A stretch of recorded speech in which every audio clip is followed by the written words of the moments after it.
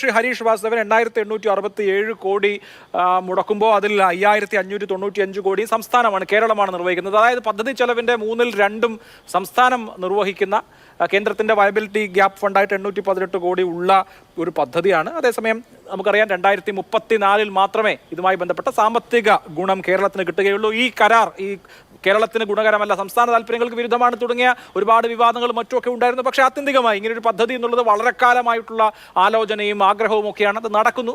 ആ മേഖലയിൽ എക്സ്പെർട്ടൈസ് ഉള്ള കമ്പനി വരുന്നു എന്നുള്ളതിൽ ഈ പറഞ്ഞ ഒബ്ജക്ഷൻസ് ഒക്കെ പലരും മാറ്റിവെക്കുകയും ചെയ്തു. ഇപ്പോൾ എന്തായാലും ട്രയൽ റൺ നടക്കുകയാണ്. യാഥാർത്ഥ്യമായിരിക്കുന്നു. വിഴിഞ്ഞം തുറമുഖം കമേഴ്ഷ്യൽ ഓപ്പറേഷൻ ഒരു 3-4 മാസത്തിനകം തുടങ്ങുകയും ചെയ്യും. താങ്കളെ സംബന്ധിച്ച് പഴയ നിലപാടുകളിൽ മാറ്റമുണ്ടോ?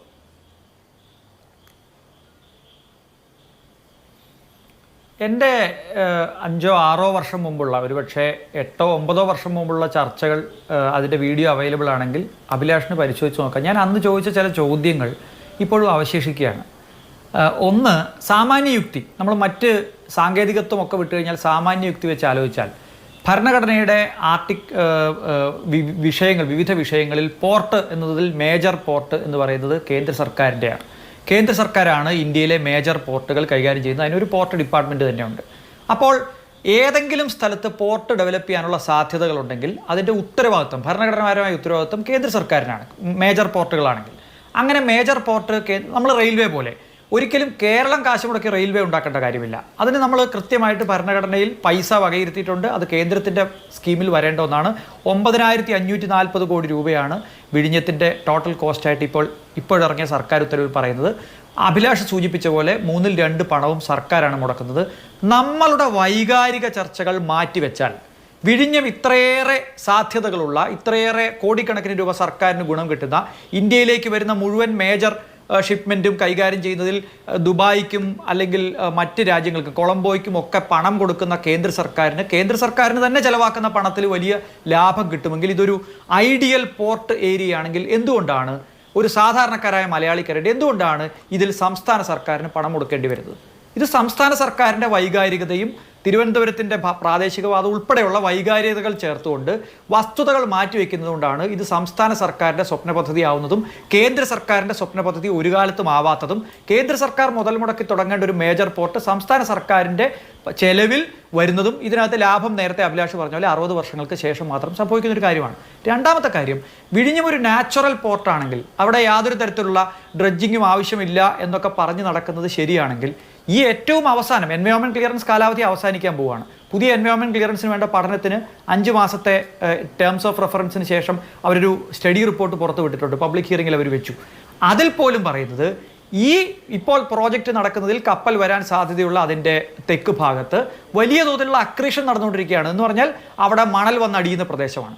നിരന്തരമായ ഡ്രഡ്ജിങ് കൂടാതെ, ഈ ഡ്രഡ്ജിങ്ങിന് നിരന്തരമായിട്ടുള്ള കോസ്റ്റ് വകയിരുത്താതെ ഒരു കപ്പലിനും അവിടെ വന്ന് നാച്ചുറലി വന്നു പോകാൻ സാധിക്കില്ല.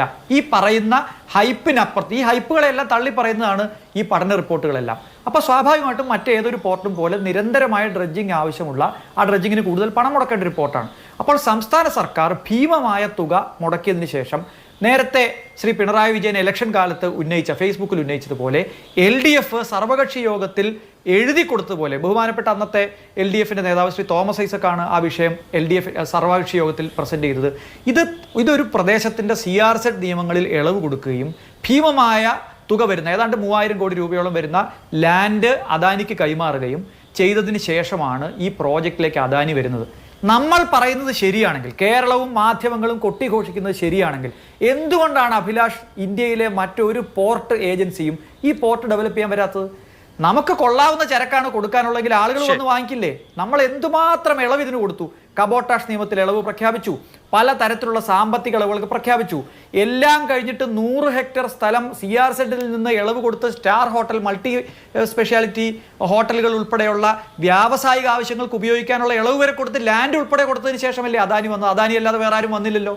എന്താ ഇന്ത്യയിൽ ഏറ്റവും ഗംഭീരമായിട്ടുള്ള പോർട്ടാണെങ്കിൽ, ഇത് ലാഭകരമായി നടത്താവുന്ന പോർട്ടാണെങ്കിൽ, ഇതൊരു ഐഡിയൽ ലൊക്കേഷൻ ആണെങ്കിൽ നമ്മൾ ആളുകളുടെ പുറകെ നടക്കേണ്ടി വരുന്നത്? എന്താ നല്ല കമ്പനികൾ ഇന്ത്യയിലേക്ക് വരാത്തത്? ഇവിടുന്ന് ആരെങ്കിലും സമരം ചെയ്ത് ഓടിച്ചതുകൊണ്ടാണോ? അപ്പോൾ അന്ന് വസ്തുതകളായ കാര്യങ്ങളായിരുന്നു LDF ഉന്നയിച്ചത്. പക്ഷേ LDF അധികാരത്തിൽ വന്നപ്പോൾ UDF ഒപ്പിട്ട കരാറിൽ നിന്ന് പിന്മാറുന്നില്ല എന്ന തീരുമാനമെടുക്കുകയും ഈ വസ്തുതകളെല്ലാം വിഴുങ്ങുകയും പിന്നീട് സർക്കാരിന്റെ ഭാഗമായിരിക്കുന്ന ആളുകൾ സർക്കാരിന്റെ നിലപാടിനെ ന്യായീകരിക്കേണ്ട ഒരു ഗതികെട്ട അവസ്ഥയിലേക്ക് LDF വന്നപ്പോൾ LDF എന്നെ ന്യായീകരിച്ച് ഇപ്പോൾ അതിന്റെ പിതൃത്വം ഏറ്റെടുക്കാൻ ശ്രമിക്കുകയും ചെയ്യുന്നു എന്നതിന് അപ്പുറത്ത് അഭിലാഷ്, ഈ കാര്യത്തിൽ ഗൗരവമായിട്ടുള്ളൊരു പ്രശ്നം സംസ്ഥാനത്തിന്റെ ഖജനാവിലേക്ക് അതിഭീമമായ സാമ്പത്തിക നഷ്ടമുണ്ടാക്കുന്ന ഒരു പദ്ധതിയാണ്. മാത്രമല്ല ഇതിനകത്ത് ഇനി ഈ എൻവയോൺമെന്റ് ക്ലിയറൻസ് എക്സ്റ്റെൻഡ് ചെയ്യണമെങ്കിൽ പോലും നിരന്തരമായ ഡ്രഡ്ജിങ് ആവശ്യമുള്ളൊരു പോർട്ടാണ്. ആ പോർട്ട് വന്നോട്ടെ, തർക്കമൊന്നുമില്ല. പക്ഷേ ഇത് ഈ കൊട്ടിഘോഷിക്കുന്ന തരത്തിലുള്ള ഒരു പ്രശ്നവും ഉണ്ടാക്കില്ല എന്ന് മാത്രമല്ല അതിന്റെ വടക്കൻ മേഖലയിൽ താമസിക്കുന്ന ആളുകളുടെ ജീവിതത്തിൽ നിത്യനരകത്തിലേക്ക് കൊണ്ടുപോകുന്ന രീതിയിൽ നമ്മുടെ കടൽ തീരം എടുക്കുന്ന രീതിയിലുള്ള ഗുരുതരമായ പാരിസ്ഥിതിക പ്രശ്നങ്ങൾ ഉണ്ടാക്കുന്നുമുണ്ട്.